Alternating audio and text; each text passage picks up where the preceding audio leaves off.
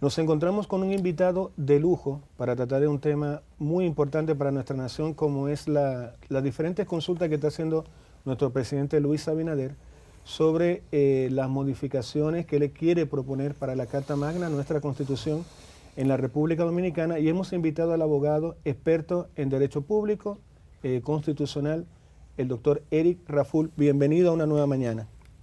Muchas gracias, Nelson, Iván. Gracias por tenerme aquí. Es un privilegio estar con ustedes. Distinguido, y con mucho gusto. Esto es un tema que nos agradecemos que haya asistido a esto porque la gente quiere saber, la gente quiere informarse sobre los cambios que se están proponiendo, la gente quiere saber sobre lo propicio de estos cambios que se están proponiendo. La gente dice, ¿es necesario o no? Es la primera pregunta que tenemos para usted el día de hoy. Bueno, mira, la ley que declara la necesidad de reforma que debe ser sometida mañana en la actividad por el señor presidente, establece los puntos y las razones que llevan a los cambios. Como ha escrito Cristóbal Rodríguez un trabajo de hace un buen tiempo, ya hace varios años, la constitución más importante que hemos tenido, obviamente la reforma constitucional más importante que hemos tenido, la del 2010, porque fue una reforma integral muy profunda. Nosotros tuvimos el privilegio de trabajar en ella desde la FINJUS y de comentar en los medios lo que fueron su viajar a todo el país discutiendo la misma. Pero esa constitución nació con necesidad de reforma desde el principio, porque es un proceso en el que se procura la maduración con el tiempo y el perfeccionamiento de los pasos. Por ejemplo, esa reforma del 2010 generó una revolución en el Ministerio Público desde la perspectiva de que es la Constitución que establece la independencia y autonomía del Ministerio Público. Aquello de que los políticos elegían los fiscales en los pueblos, los fiscales en todos lados elegían los presidentes, eso quedó en el pasado. Ahora bien, pese a ello, el señor presidente, tanto en la campaña para el 20 como en esta campaña, insistió en la necesidad de fortalecer la independencia del Ministerio Público. Es parte es uno de los elementos clave de su discurso. Y ciertamente hay algo que no puede ser objetado, que es lo siguiente. O sea, hoy en día tenemos un Ministerio Público independiente porque se llama Miriam Germán Brito. Pero hoy en día, las facultades que le da la Constitución al presidente de nombrar a quien quiera están ahí.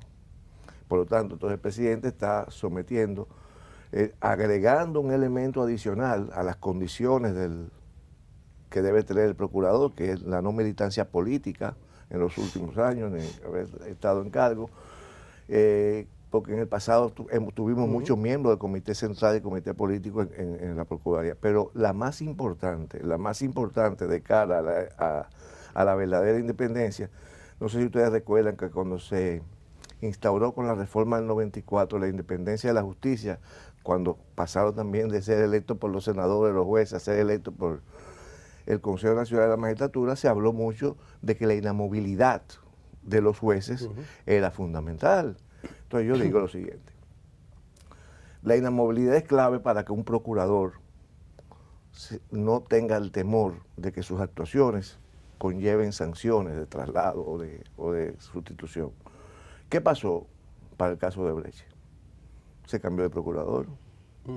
Se cambió de procurador para que otro procurador, no el que estaba, que era Francisco Domínguez Brito, llevara ese caso. Y entonces eso es algo que verdaderamente afecta a la independencia. Pues esos dos elementos, el hecho de que no sea político en los últimos 5 años y como una condición del procurador que no está, y el hecho de que sea inamovible por los 4 años del presidente, constituyen un paso de avance a la importantísima reforma del 2010. O sea, que estableció la independencia y la autonomía del Ministerio Público, pero esta la profundiza. Sí. Y esa profundización es clave porque ahora no va a ser una voluntad el presidente someterá y el Consejo de la Magistratura elegirá.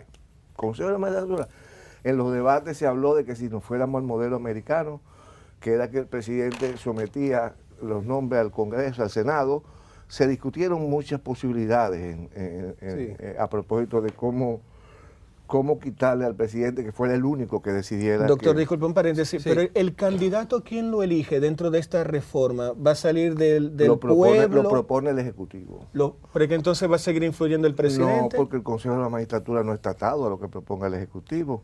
Y además es un órgano del Poder Ejecutivo. En toda parte del mundo, en Estados Unidos, el procurador, el fiscal general, lo propone el presidente de la República. ¿Y entonces qué Solamente hay dos independencia va a modelos haber, doctor, ahí? Bueno, porque al ser el Consejo Nacional de la Magistratura el órgano con mayor representatividad de los diversos poderes, se supone que está es como dotado un filtro. es un filtro de mayor legitimidad. El Consejo de la Magistratura no está obligado a aceptar a la persona que postule el presidente, pero por demás, la independencia viene también dada por la inamovilidad que establece este proyecto, que no pueden ser removidos por 4 años el procurador, salvo juicio político. Dos puntos interesantes, doctor, que quiero que toquemos aquí. Al principio usted mencionó a Miriam Germán Brito y lo que ella significa para el sistema judicial dominicano. Y hablamos también... En cuanto a la independencia. En cuanto a la independencia. Hablamos también de ese discurso pasado de ella, que se vio con todos pelos y señales, que ella decía que que ese era el momento final para ella, que Luis Abinader le pide que extienda su periodo. Eso es confirmando la opinión que usted dice, lo que ella significa, lo importante que sea para el sistema. Sí, claro. El presidente, lo que tengo entendido, que leí, es que el presidente le pidió un par de meses hasta que esperar que pasara la reforma constitucional. Eso fue lo que leí en la prensa. Y el tema de desistir, que sale en la primera plana, que desiste el presidente de perseguir esta modificación. No. El debate se dio a propósito de otro tema, no de la permanencia, no de la procuradora. El debate que se dio fue que la Asociación de Fiscales entendió que constituía un retroceso y hasta se llegó a decir que implicaba la eliminación del Consejo Superior del Ministerio Público. El hecho de que su regulación pasara a ser manejada por ley. No se eliminaba, en modo alguno se quedaba el Consejo Superior del Ministerio Público. Lo que se establecía era que su posición y organización se iba a manejar por ley. A esa es la parte que según anunció el consultor jurídico del Poder Ejecutivo, esa parte ha desistido. Doctor, ¿pero es un tema de interpretación o los juristas tienen razón al respecto de que se elimina este órgano? No, ahí no hay lugar a dudas, porque se queda. En la propuesta, el Consejo Superior del Ministerio Público es un órgano constitucional, como es el Consejo Superior, como el de la Judicatura. Es constitucional, se quedaba. Lo que mandaba a la ley era su funcionamiento, su organización y funcionamiento, más nada. Pero en ningún momento se habló de eliminar el Consejo Superior del Ministerio Público. ¿En qué afecta a la vida personal el cambio o las reformas o las sugerencias que está haciendo el presidente de estos cambios de la Carta Magna? Porque una pregunta que se hace el público es, ¿en qué me afecta a mí hoy que se haga este cambio? Usted que es un experto al respecto, usted puede decir, bueno, estas serían las cosas que cambiarían la vida, la calidad de vida, o digamos la parte de justicia o legal en la República Dominicana, o que haya menos impunidad, etcétera. Bueno, el tema de impunidad viene dado por el fortalecimiento del Ministerio Público, que es otro proceso. Aquí se dota de mayor independencia al Ministerio Público, al procurador, pero ya la independencia viene dada de la reforma del 2010 del cuerpo de fiscales. Ya tú no oyes que un líder político de San Francisco de Macorís es que sugiere al presidente que tome un fiscal allá, como sucedía hasta el 2010. Ya eso pasó. Entonces ya ahora se instituyó en el gobierno de Hipólito Mejía la Escuela Nacional del Ministerio Público, de la cual yo fui profesor 16 años. Hay un sistema de carrera que los fiscales aspiran, toman estudios, se forman ahí en la escuela del Ministerio Público, que tiene unos niveles muy avanzados de su programa, su currículum, para que el sistema de carrera funcione y no venga directamente. Los únicos que se mantiene es la designación del procurador, del titular, pero que en el día a día el procurador no es fundamental. Lo fundamental en el día a día para la gente son los fiscales, que son los que conocen todos los casos diarios y son independientes. El otro tema del día a día, bueno, el otro aspecto es el nunca más. Y si de 39... Que sería un paralelo del modelo americano. Es decir, estoy 8 años y no puedo estar nunca más en la historia. Se le dice paralelo, no es propiamente así, pero tiene la similitud es que son 2 periodos.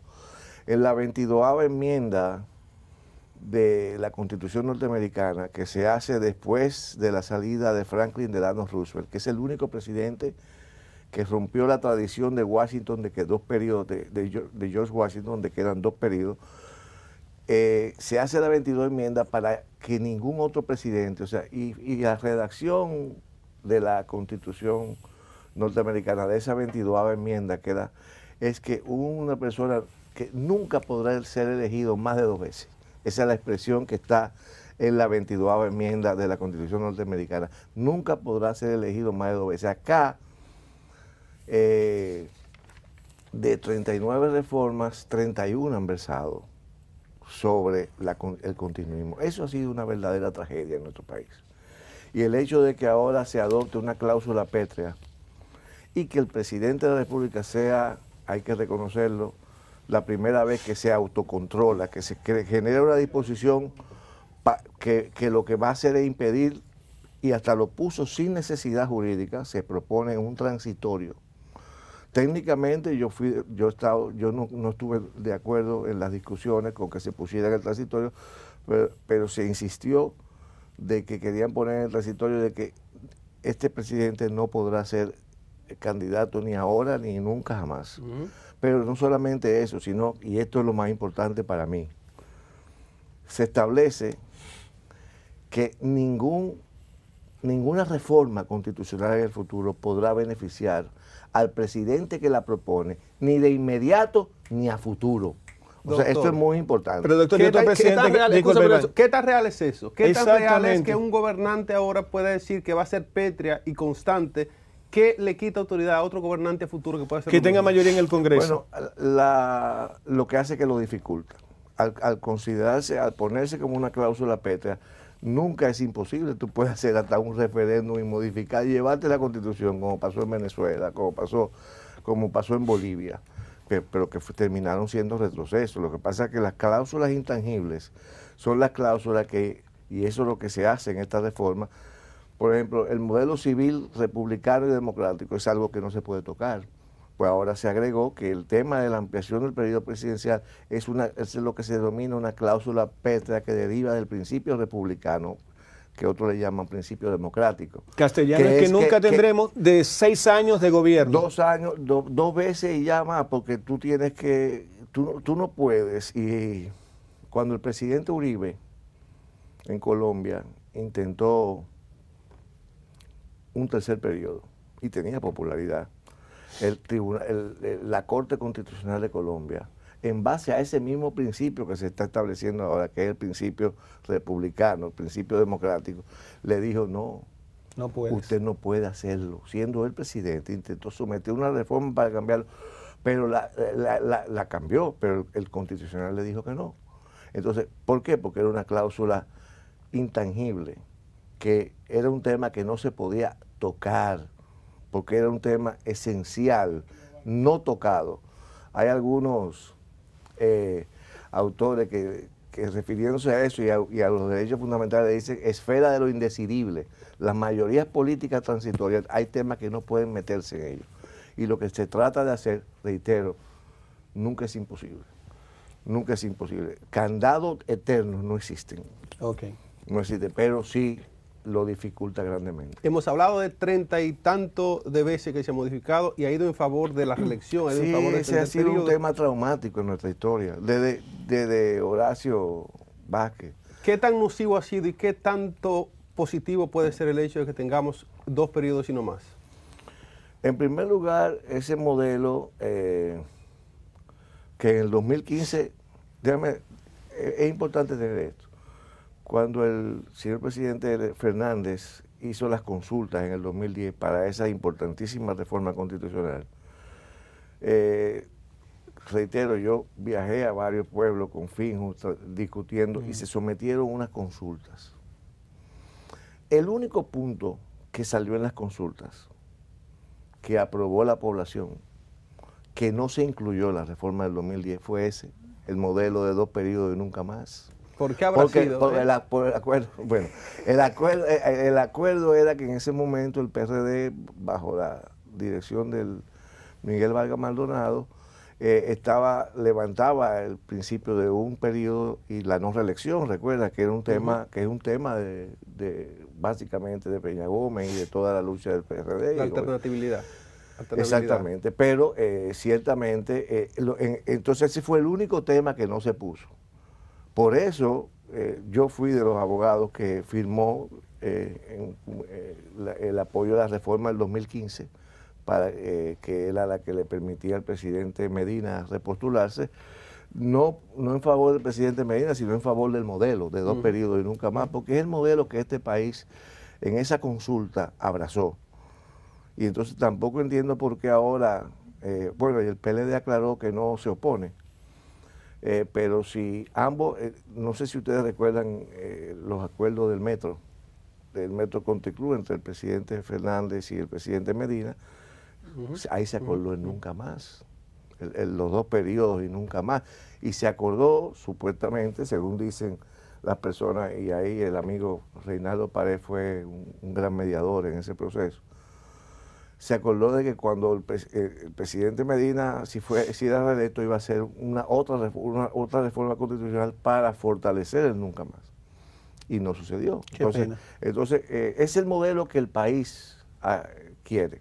Y así ha salido. No me cabe consulta. duda de eso. Como también el tema de la reducción de los legisladores. Este es el segundo país con mayor proporción de legisladores. Pero la ganaremos esa batalla, doctor.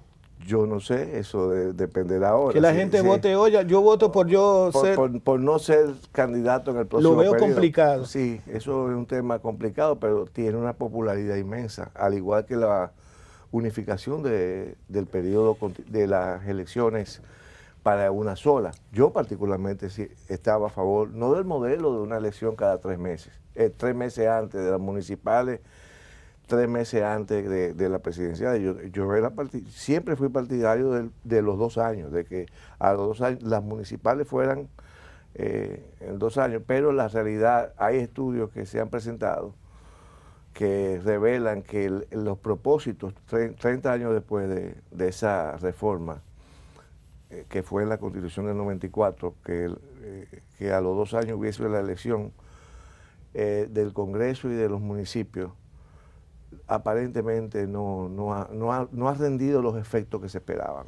Esa es la pura realidad. Vargas Riverón. Bueno, gracias compañero, compañera, doctor, buen día al país y al mundo, gracias por estar aquí. Se ha planteado que en esta nueva modificación constitucional, que me parece que son 6 artículos que busca modificar el presidente Luis Abinader, algunos dirigentes políticos de la oposición, en el caso del PLD y la Fuerza del Pueblo, estarían aseverando que esta nueva modificación buscaría, tras bastidores, evitar que ellos puedan presentarse. El caso de Leonel Fernández y quizás de Danilo Medina, en caso de que esta misma Constitución lo pueda habilitar, o que se estaría buscando inhabilitar a los expresidentes que se mantienen gravitando con intenciones de aspirar nueva vez a la presidencia de la República. Usted como jurista, como experto en derecho constitucional y público y privado, ¿qué piensa sobre esto? Se ha hecho público el contenido de la propuesta para el debate. Ya incluso se retiró una parte del mismo, el que tenía que ver con remitir a la ley orgánica del Ministerio Público el funcionamiento del Consejo Superior, que es un órgano de gobierno.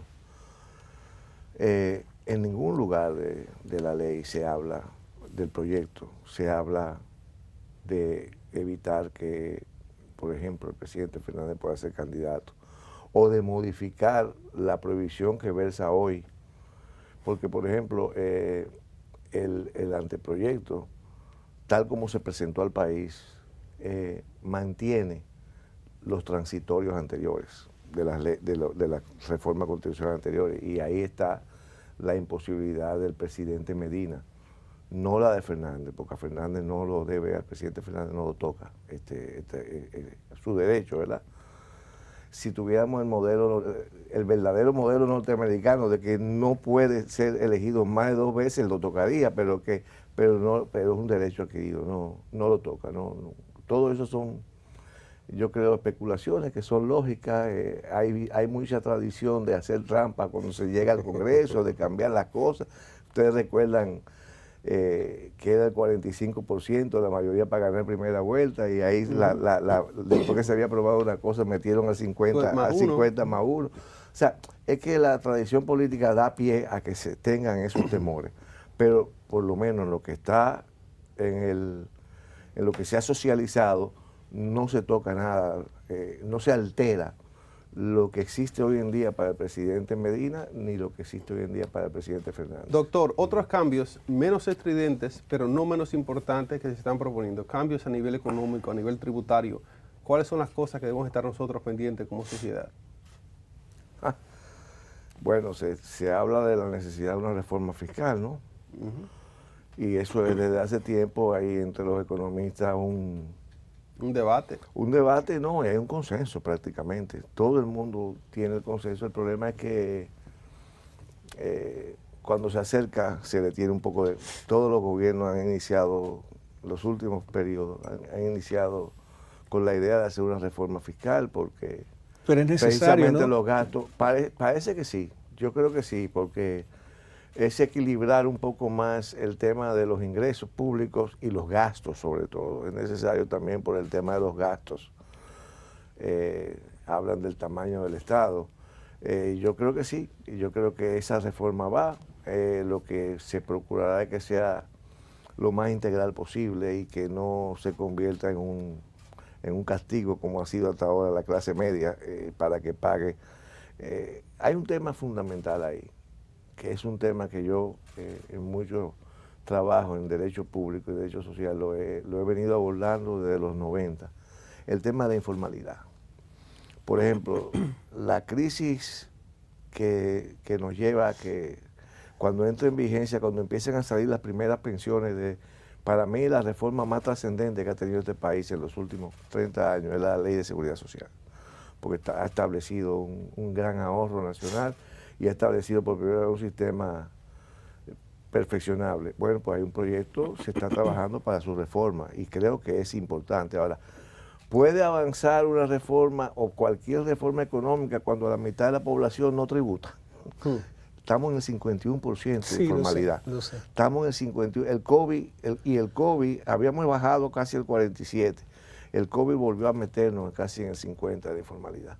Doctor, ¿y si se crean incentivos? La informalidad es un tema terrible y hay que ser muy creativo ahí para la pequeña, la mediana empresa, para que de alguna manera, no en la forma, pero que se busque mecanismos de tributación y que la gente pague. También está el fraude.